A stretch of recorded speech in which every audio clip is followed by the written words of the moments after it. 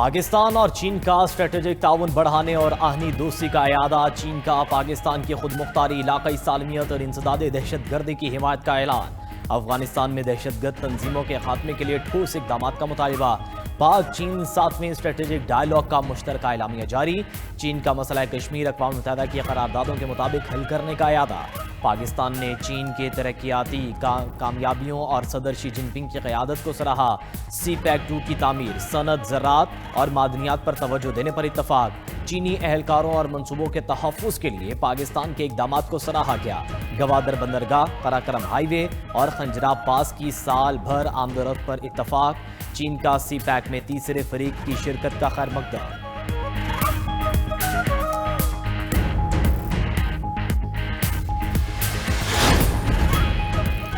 وزیراعظم کی خالدہ ضیاء کی وفات پر بنگلہ دیشی حکومت سے تعزیت، وزیراعظم شہباز شریف کا بنگلہ دیش کے ہائی کمیشن کا دورہ، شہباز شریف نے بنگلہ دیش کے ناظم الامور سے تعزیت کا اظہار کیا اور فاتحہ خوانی کی۔ وزیراعظم نے تعزیتی خطاب میں اپنا پیغام بھی لکھا، خالدہ ضیاء کی بنگلہ دیش کے لیے سیاسی اور جمہوری خدمات کو زبردست خراج عقیدت پیش۔ وزیراعظم نے لکھا کہ خالدہ ضیاء ایک صاحب بصیرت رہنما تھیں، انہوں نے اپنی زندگی عوامی خدمت کے لیے وقف کر دی۔ خالدہ ضیاء نے ایک لازوال اور متاثر کن میراث چھوڑی ہے۔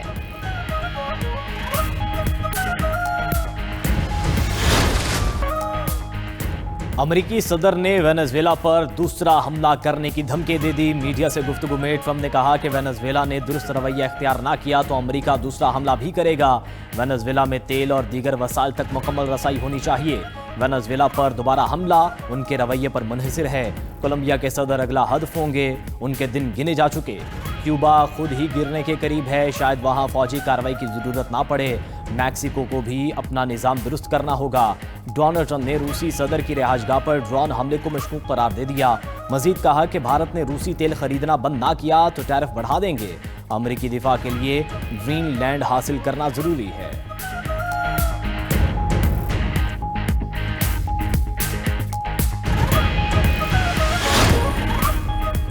گرین لینڈ پر قبضے کی امریکی دھمکیوں پر ڈنمارک غصے میں آ گیا، ڈینش وزیراعظم کا کہنا ہے کہ امریکی صدر گرین لینڈ پر قبضے کی دھمکی دینا بند کریں، گرین لینڈ برائے فروخت نہیں ہے۔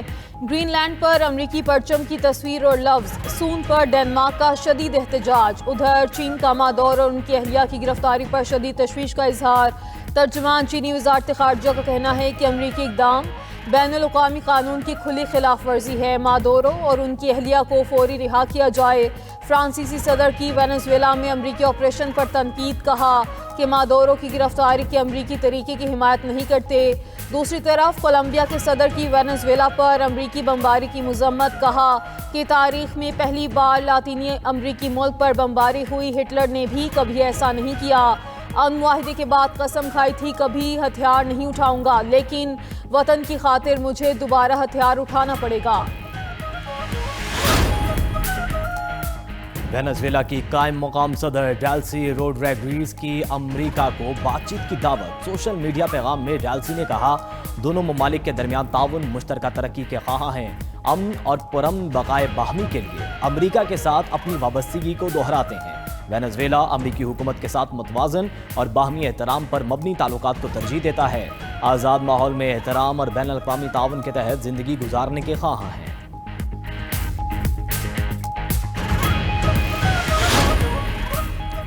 امریکی نائب صدر جے ڈی وینس کے گھر پر توڑ پھوڑ، خبر ایجنسی کے مطابق حملاور نے جے ڈی وینس کے اوہایو میں واقع گھر پر حملہ کیا، توڑ پھوڑ سے گھر کی کھڑکیاں ٹوٹ گئیں، امریکی نائب صدر اور ان کے اہل خانہ میں سے کوئی گھر پر موجود نہیں تھا، پولیس کے مطابق واقعے کے بعد ایک مشتبہ شخص کو حراست میں لے لیا گیا، واقعے کی مزید تحقیقات جاری ہیں۔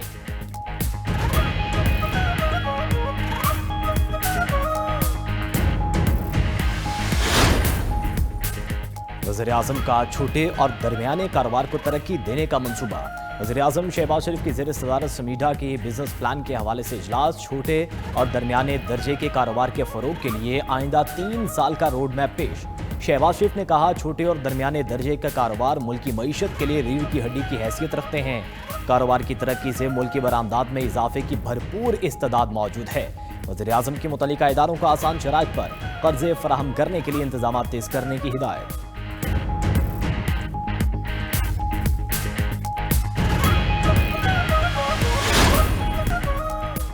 توشہ خانہ سے گاڑیاں لینے والے اقتدار میں بیٹھے ہیں، قانونی طریقے سے چیز لینے والا جیل میں ہے۔ موجودہ حکمرانوں نے ملک کو تباہی کے دہانے پر پہنچا دیا۔ وزیر اعلیٰ خیبر پختونخوا سہیل آفریدی کا اسلام آباد میں وکلا تقریب سے خطاب، کہا کہ جس کا ضمیر زندہ ہے آئینی ترامیم کے خلاف کھڑا ہوگا۔ بانی پی ٹی آئی اپنی رہائی نہیں، فیٹ فائل کی بات کرتے ہیں۔ وکلا تحریک کا اعلان کریں، ہر نوجوان ساتھ کھڑا ہوگا۔ خیبر پختونخوا بند کمروں کے فیصلے مسلط نہیں ہونے دیں گے۔ صوبائی کابینہ سے خطاب میں وزیر اعلیٰ نے کہا کہ امن خیبر پختونخوا اور پورے پاکستان کی مشترکہ ضرورت ہے۔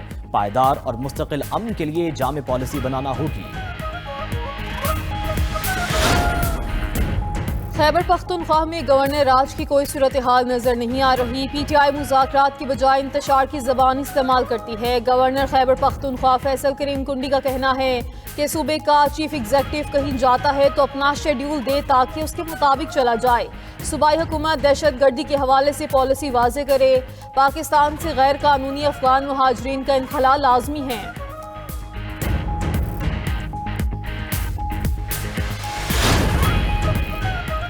اسپیکر ایاز صادق کا محمود خان اچکزئی کو اپوزیشن لیڈر بنانے پر پی ٹی آئی میں اختلافات کا دعویٰ۔ صحافیوں سے غیر رسمی گفتگو میں ایاز صادق نے کہا کہ اپوزیشن کے لوگوں نے رابطہ کیا ہے کہ محمود خان اچکزئی ہمیں قبول نہیں۔ ادھر اسپیکر قومی اسمبلی ایاز صادق سے پی ٹی آئی کے چیف ویپ عامر ڈوگر کی ملاقات۔ اپوزیشن لیڈر کی تقرری سے متعلق امور پر تبادلہ خیال کیا گیا۔ عامر ڈوگر نے عمر ایوب سے متعلق کیسز عدالت سے واپس لینے کے دستاویز پیش کی۔ عامر ڈوگر کا ایک بار پھر محمود خان اچکزئی کو اپوزیشن لیڈر بنانے کا مطالبہ۔ ایاز صادق نے کہا اپوزیشن لیڈر کی تقرری سے متعلق از سر نو طریقہ کار شروع کیا جائے گا۔